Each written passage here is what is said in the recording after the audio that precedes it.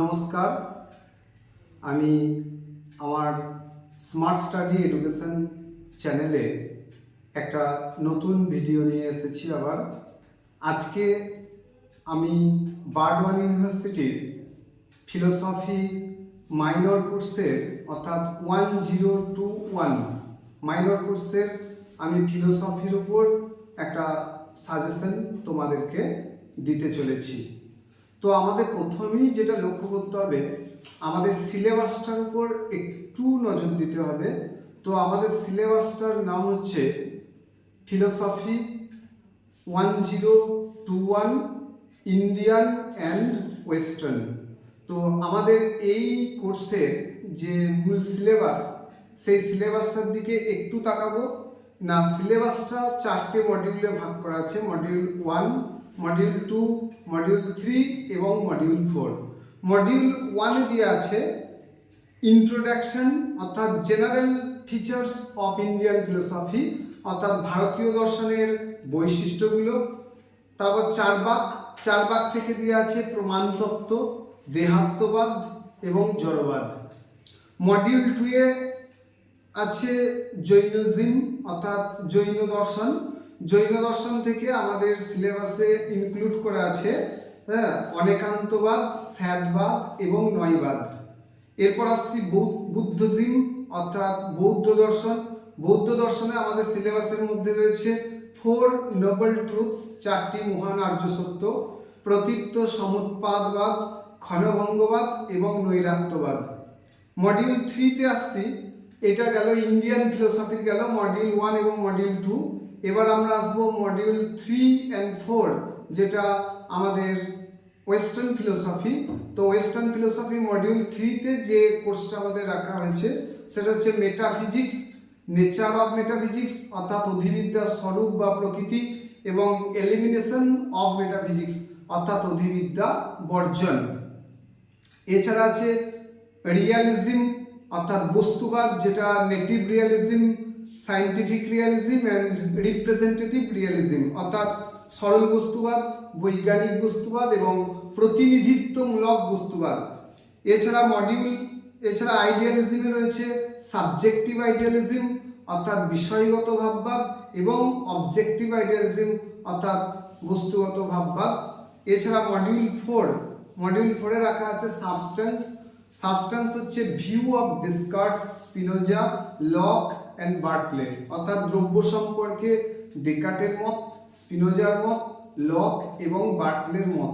এছাড়া আমাদের সর্বশেষ মডিউল 4-এর যে টপিকটা আছে relation between mind and body অর্থাৎ দেহ মনের সম্বন্ধ বিষয়ক যে মতবাদ, তার মধ্যে দুটো মতবাদ আছে, ইন্টারঅ্যাকশনিজম অ্যান্ড প্যারালেলিজম। তো এই গেল আমাদের syllabus.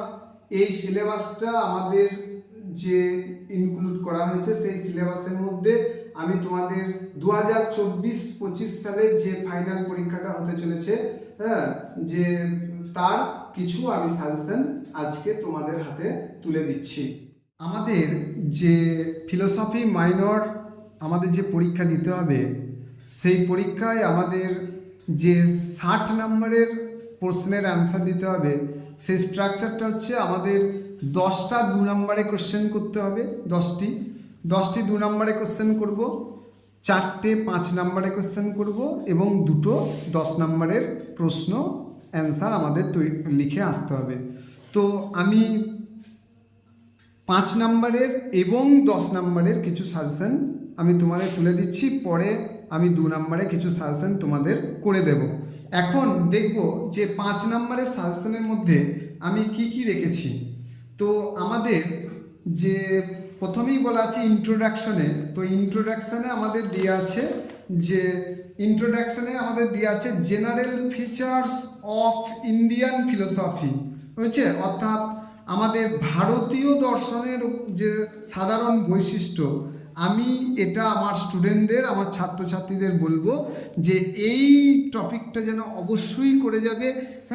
General features of Indian philosophy অর্থাৎ ভারতীয় দর্শনের সাধারণ বৈশিষ্ট্য, এই পার্টটা থেকে তুমি 5-এও পেতে পারো, আবার 10-এও একটা বড় কোশ্চেন পেতে পারো। তাহলে আমরা একটা বড় কোশ্চেন পেলাম যে ভারতীয় দর্শনের সাধারণ বৈশিষ্ট্যগুলি। এবার আসবো চারবাক থেকে। চারবাক থেকে যে কোশ্চেনগুলো আমাদের 5-এ পড়বে, হ্যাঁ, ফুল মার্কস 5-এর মধ্যে আমার প্রথম কোশ্চেন চারবাক থেকে রাখা হয়েছে যে চারবাক সম্মত প্রমাণ কয়টি ও কী কী? প্রত্যক্ষই একমাত্র প্রমাণ, এই মতের সপক্ষে চারবাকদের যুক্তিগুলি আলোচনা করো, এটা করবে। আর চারবাক সম্মত আত্মা কি, যেটা চারবাকদের দেহাত্মবাদ, চারবাকদের দেহাত্মবাদ, চারবাক সম্মত আত্মা কি এবং আত্মা সম্পর্কে চারবাকদের মতবাদ আলোচনা করো বা দেহাত্মবাদ আলোচনা করো। এবং এই চারবাক দর্শন থেকে বড় কোশ্চেন একটা 10 নম্বরে তোমাদের থাকতে পারে, যে 10 নম্বরে থাকবে চারবাক জড়বাদ ব্যাখ্যা করো, চারবাক জড়বাদ ব্যাখ্যা করো, এটা চারবাক দর্শন থেকে গেল। এরপর আমাদের যে মডিউল 2 জৈনিজম, অর্থাৎ আমাদের আছে অনেকান্তবাদ আছে, স্যাতবাদ আছে এবং নয়বাদ আছে। তো আমি যে কোশ্চেনগুলো রেখেছি জৈন দর্শন থেকে 5-এ দিয়েছি জৈন স্যাতবাদের সংক্ষিপ্ত বিবরণ দাও, জৈনদের সপ্তভঙ্গি নয় ব্যাখ্যা করো। এই দুটো কোশ্চেন দিয়েছি, এই দুটো কোশ্চেন তোমরা দেখে যাবে। জৈন স্যাতবাদের সংক্ষিপ্ত বিবরণ দাও এবং জৈনদের সপ্তভঙ্গি নয় ব্যাখ্যা করো। এরপর আসছি বৌদ্ধ দর্শন থেকে যে কোশ্চেনগুলো রাখা হয়েছে, বৌদ্ধ দর্শনে কার্যকারণ তত্ত্বটি কী নামে পরিচিত এবং প্রতীত্ব সমুৎপাত তত্ত্বটি আলোচনা করো, বৌদ্ধ দর্শনে 5 নম্বরে রেখেছি। আর রেখেছি বৌদ্ধ দর্শনের চতুর্থ আর্য সত্যটি, অর্থাৎ অষ্টাঙ্গিক মার্গ, বৌদ্ধদের যে নির্বাণ লাভের যে 8টি উপায়ের কথা বা পথের কথা বলা হয়েছে, সেই অষ্টাঙ্গিক মার্গের আলোচনা করতে বলতে পারে। এছাড়া বৌদ্ধদের নৈরাত্যবাদ, আত্মা সম্পর্কিত মতবাদ অর্থাৎ নৈরাত্যবাদ ব্যাখ্যা করো। এই 3টে কোশ্চেন বৌদ্ধ দর্শন থেকে রাখা হয়েছে। এরপর আসছি আমাদের যে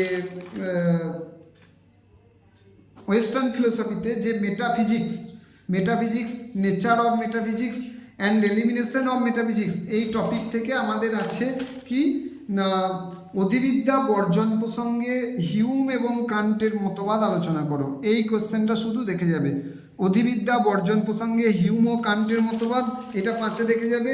আর 10-এ দেখে যাবে অধিবিদ্যার পরিধি আলোচনা করো, এটা ফুল মার্কস 10-এ দেখে যাবে। অধিবিদ্যার পরিধি আলোচনা করো, এটা 10-এ দেখে যাবে।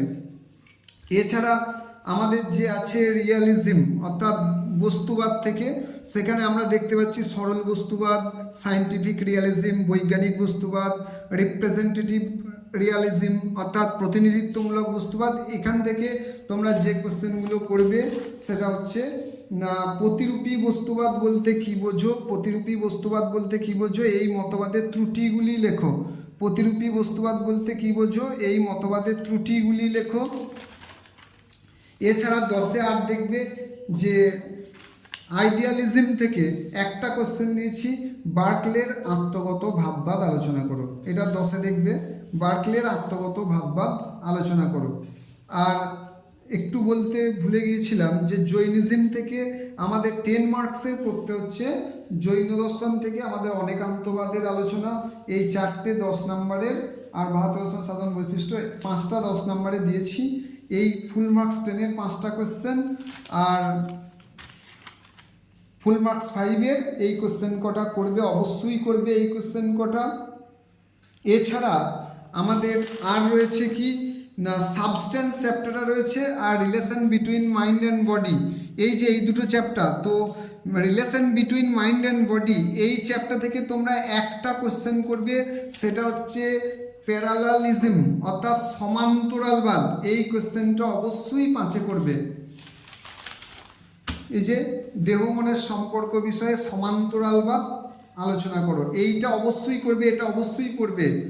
এছাড়া আমাদের যে দ্রব্য চ্যাপ্টার রয়েছে, দ্রব্য চ্যাপ্টার থেকে আমরা পড়ব দ্রব্য সম্পর্কে স্পিনোজার মতটি আলোচনা করো, দ্রব্য সম্পর্কে ডেকার্টের মতটি আলোচনা করো, মোস্ট ইম্পর্টেন্ট, দ্রব্য সম্পর্কে ডেকার্টের মতটি আলোচনা করো।